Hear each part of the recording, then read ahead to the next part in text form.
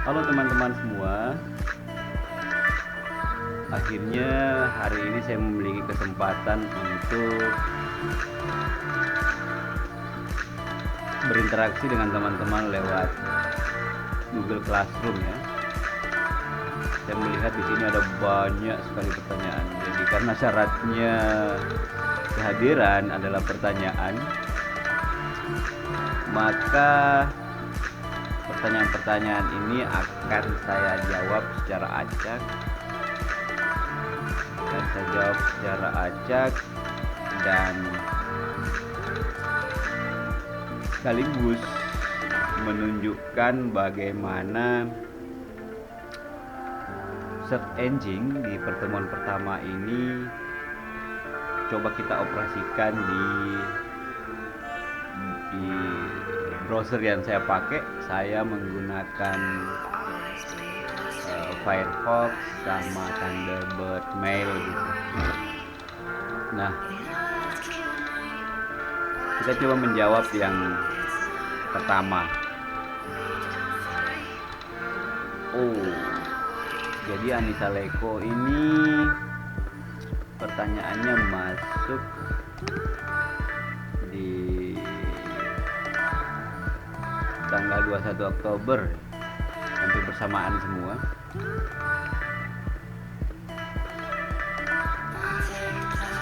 Hampir bersamaan ya waktu ini. Jadi ada timing di sini yang bisa langsung dilihat.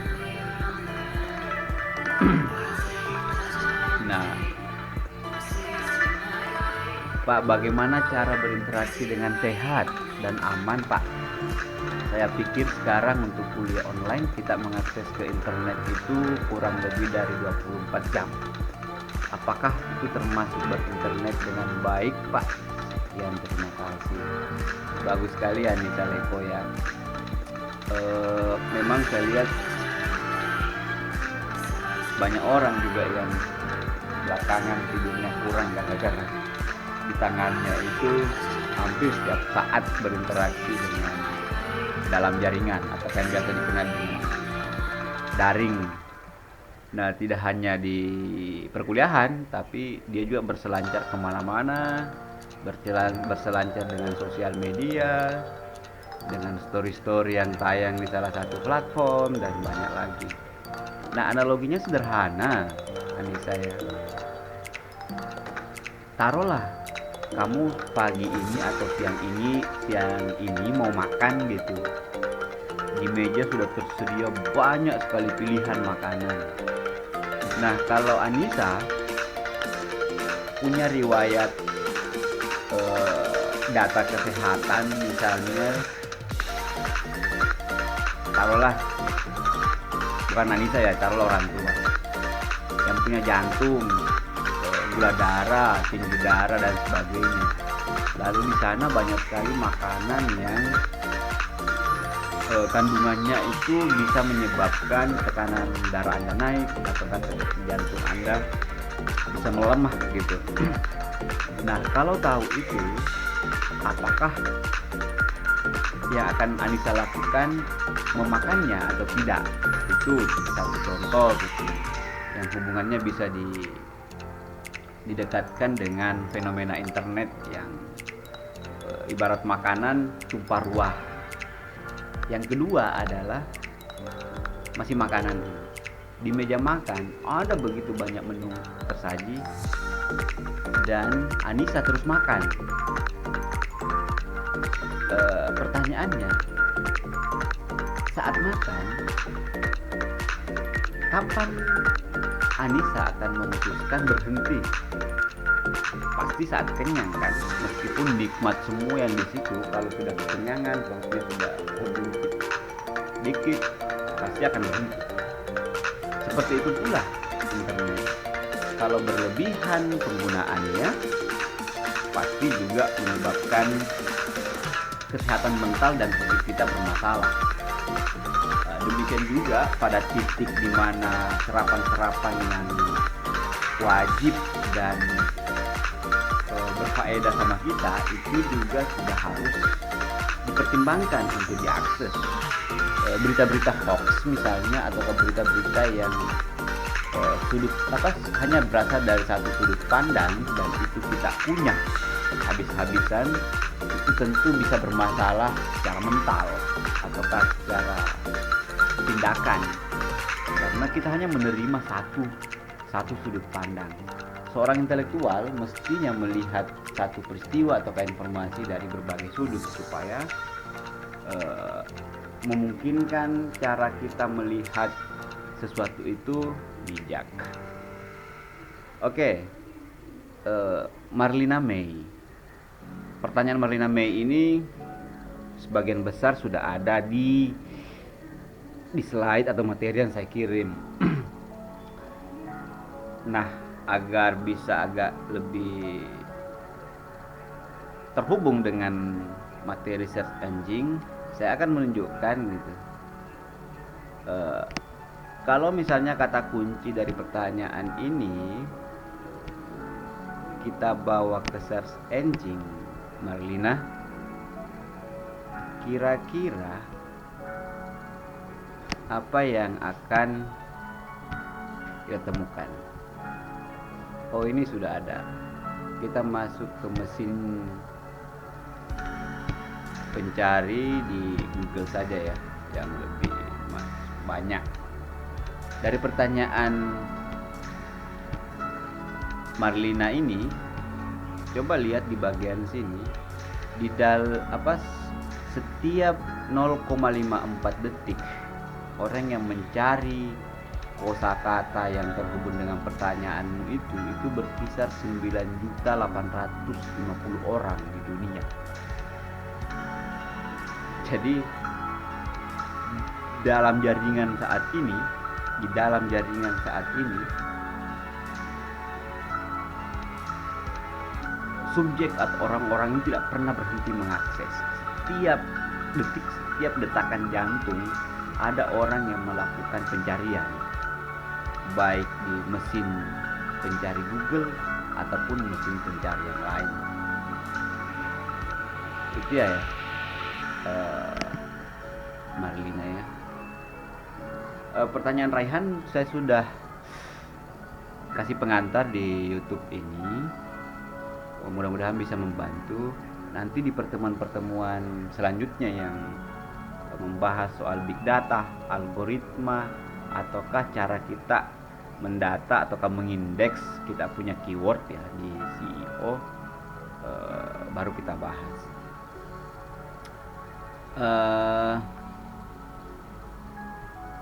Siapa lagi nih?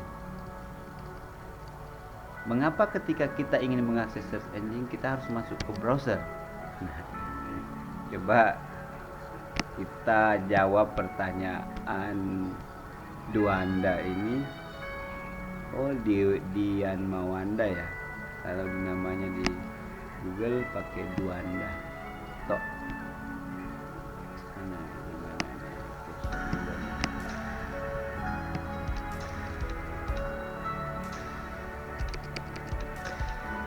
Iya, jadi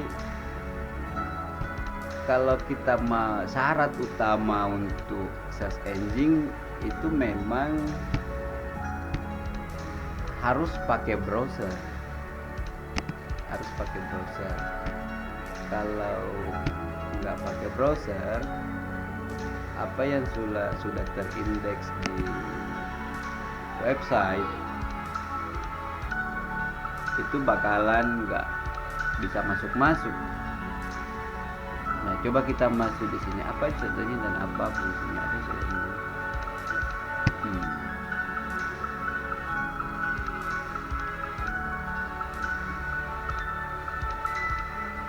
Penjelasannya panjang ya, sudah dibahas. Ini panduan sudah masuk di materi yang sebagaimana pertanyaan Raihan itu. Ada pada search engine optimize.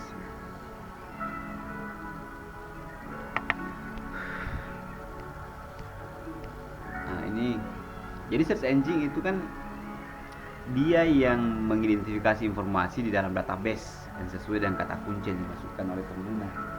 Semacam contoh yang saya tunjukkan tadi bahwa kosakata kata kunci kayak internet itu 9 jutaan loh per detik orang yang akses. 9 jutaan. Nah, database inilah yang kita kadang sebut dengan ini www itu, World Wide Web.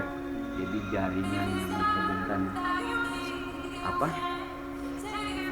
Semacam alamat yang menghubungkan situs-situs yang ada dalam jaringan.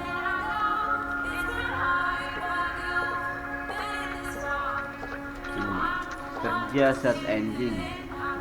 Jadi dia kerjanya crawling, mendaftar, mengindeks, mendata. Makanya ketika Anda punya bisnis ataukah produk, ataukah taruhlah mengelola website untuk informasi berita, kadang kalau Anda tidak main di SEO, berita kita itu nggak kebaca karena mungkin pengindesannya itu agak lemah. Di sana di SEO itu ada panduan yang bisa dilihat, ada warna-warna, misalnya warna hijau, warna grey. Jadi dia readable atau tidak, dia memungkinkan untuk naik atau tidak, ada di situ dalam proses indeksisasi gitu.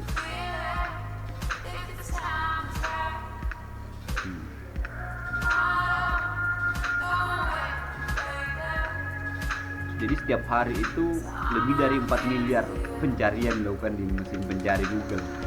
Ini top memang Google, dia yang saat ini menguasai panggung di search engine.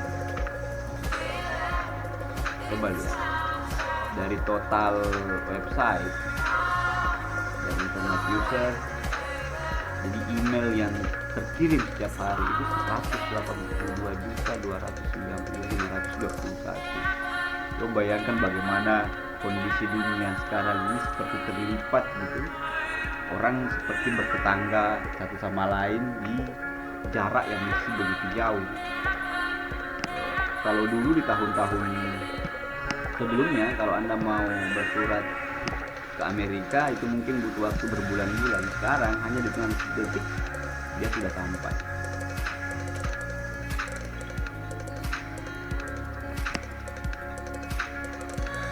Mana tadi browser? Dia kalau ini kalau indeksasi ya, rankingan. Jadi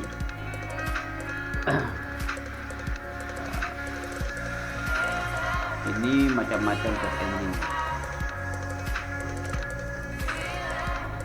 Kalau browsernya itu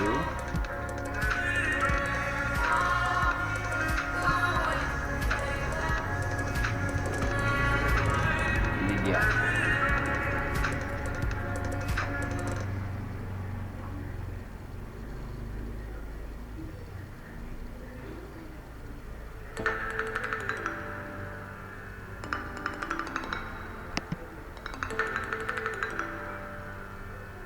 Jadi browser itu tools ya, tools untuk masuk ke search engine gitu.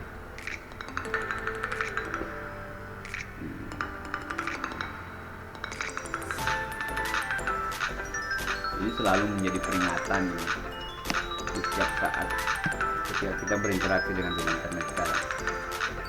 Jadi browser itu aplikasinya gitu, dia semacam program yang ada di perangkat komputer kita untuk melihat konten yang ada pada World Wide Web, yang halaman-halaman website itu. Nah, di halaman-halaman website, kalau mau menemukan website misalnya, karena search engine sudah mengindeks atau apa, ya kita masuk ke World Wide, www. Kadang-kadang biasa ada nulis www.com. Jadi web browser sendiri itu adalah aplikasinya ya, atau perangkat yang digunakan mengambil, menyajikan, dan melintasi berbagai sumber informasi yang ada dalam jaringan internet. Sumber-sumber informasi yang dimaksud macam-macam sebenarnya. Halaman situs, gambar, video, infografis, konten, dan lain-lain. Coba kita cari macam-macam browser. Kalau saya pakai sementara pakai Mozilla ya, seperti tadi. Kadang juga yang lebih agak ringan dan lebih mudah itu Chrome. Kalau di tempat saya ini kemarin-kemarin senang gunakan Safari, tapi karena komputernya harus di-upgrade, saya pindah ke Linux. Nah ini nih semua nih, Opera atau apa. Di Opera itu VPN-nya kadang sudah ikut ya, jadi kita bisa mengakses informasi tanpa harus melihat IP address kita di mana kita berlokasi, karena masing-masing wilayah kadang punya hukum yang boleh dan tidak untuk bisa diakses. Ini yang teman, ini ada Chrome, ini Mozilla, ini Internet Explorer, ini Safari, dan ini Opera. Banyak sekali nih pertanyaannya. Ini sudah berapa menit ini? Oke, kita lanjut ke pertanyaan siapa ya? Aduh, ini si Surti mau nanya lagi. Ini Surti, ini cuma akronim. Surti, coba sini Surti, cuma masuk sini. ARPANET adalah, coba masuk ke search engine, kamu pasti udah dapat itu. Jadi kalau masuk ke sini, semua informasi tentang kata kunci yang kau ketik ARPANET di search engine, muncul ini sudah. Jadi dia Advanced Research Project Agency Network. Jadi semacam kelompok peneliti yang fokus untuk bagaimana pengelolaan informasi di Amerika masa itu. Jadi dia dikelola oleh Departemen Pertahanan Amerika Serikat di tahun 1969. 1969 ini penting loh, itu di tahun-tahun 60-an itu bagaimana dunia khususnya di blok barat dan blok timur pertarungannya sudah masuk di pertarungan digital, hacking apa dan sebagainya antara Amerika dengan Rusia itu sudah mulai tumbuh.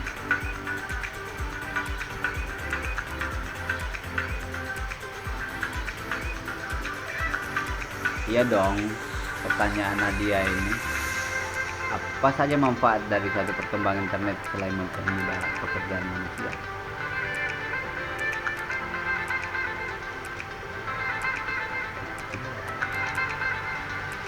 Mempermudah dan manfaat.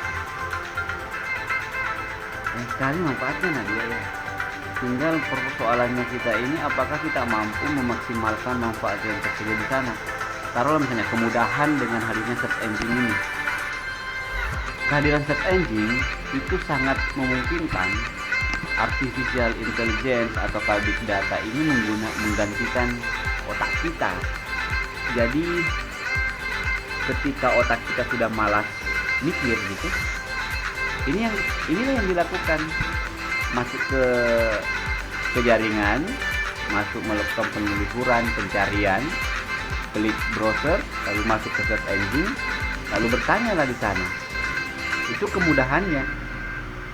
Misal Anda mau masuk ke YouTube mengerjakan batu bata, ketik aja di situ cara membuat batu bata lebih sederhana. Itu sudah mempermudah pekerjaan Anda, tidak perlu menggaji tukang, nggak perlu mencari orang, tinggal mengikuti tutorial-tutorial yang ada. Nah, faedah yang paling utama ini karena pertama mengefisiensikan waktu kita ya, dan mengefisiensikan keuangan kita, finansial kita, yang orang lain yang harus lakukan, tapi saat ini banyak yang bisa kita lakukan sendiri. Itu faedah utamanya. Cuma kekurangannya adalah ketergantungan kita pada otak mesin pencari. Jadi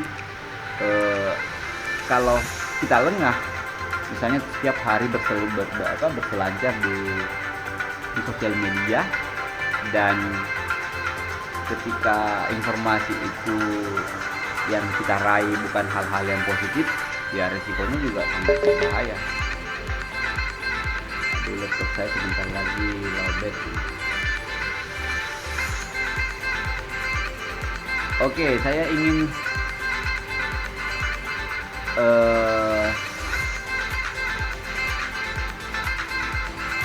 karena baterainya lowbat, untuk beberapa pertanyaan bisa kita saling berbagi ya. Jadi teman-teman yang lain, saya sudah katakan di awal tadi, teman-teman yang lain bisa berinteraksi, menjawab atau berdebat dan sebagainya di sini.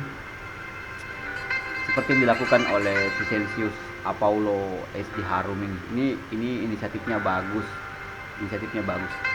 Dalam arti platform ini saya memang hadirkan untuk berinteraksi. Jadi banyak hal yang bisa kita lakukan. Oke, cukup dulu ya, nanti kita lanjutkan. Silahkan masuk ke search engine untuk mencari jawaban-jawaban yang Anda butuhkan ataukah berdiskusi satu sama lain. Wassalamualaikum warahmatullahi wabarakatuh.